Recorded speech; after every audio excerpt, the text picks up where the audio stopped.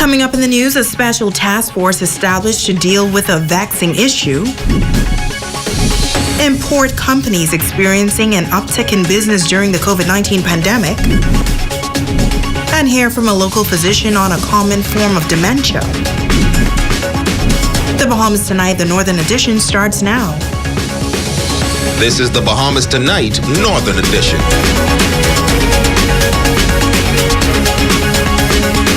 This is the Bahamas Tonight, the Northern Edition. Good evening, I'm Natalia Hall. Thank you so much for tuning in.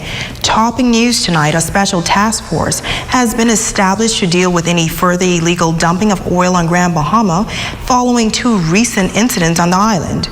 In the past few weeks, large quantities of oil were illegally disposed of and dumped in the Barbary Beach area and the South Bahamas subdivision on the land identified for the Pine Ridge Community Garden. Tonight, two environmentalists are sharing their views on what they feel the task force should focus on in their investigations. Jamila Mizik reports.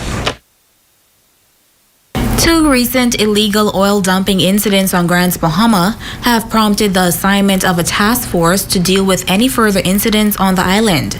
Chairman of Save the Bays and GB Director of Waterkeepers Bahamas, Joseph Darville, says, although this initiative is long overdue, he's commending the government for instituting the task force, but he believes the task force should work closely with persons who deal with the environment on a daily basis. We have many people in the environmental area who have expertise in terms of what impact oil or any hydrocarbon materials can have, and also hazardous materials coming from many different aspects that are household items, the impact that can have on the environment, and specifically the water table. Darville is commending the task force for the work they've done so far. He says he's had a number of meetings with the team and believes they are very diligent in ensuring that the job is done properly. But he says they too will need training. We need to have experts who are going to train them how to investigate a small or very large oil dumping place. In fact, the police officers did take a sort of sample. But even in taking samples, one has to be very diligent how those samples are taken and the whole procedure for bringing that to examination. And one of the things I'd like to mention now, and that is that if we are being sophisticated in this regard, one could always follow the track of these oil dumpings to the particular venue from which they arose, because they leave a fingerprint. Founder of EARTHCARE, Gail Woon, is adamant that training is needed for residents. 1 quart of oil can contaminate up to a 250,000 gallons of drinking water.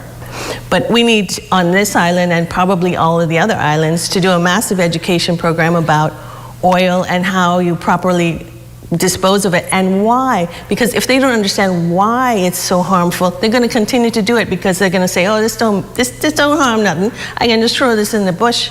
It ain't nothing. It ain't no big thing.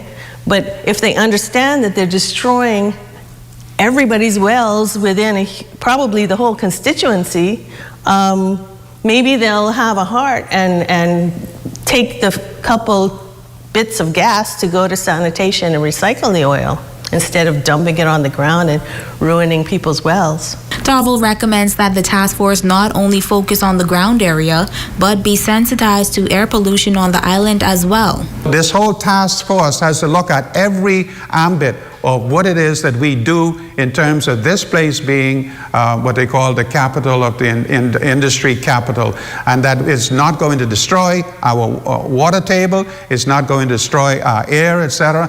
The environmentalists say they're open to working with the task force to lend any assistance possible. Jamila Mizik, ZNS Network News.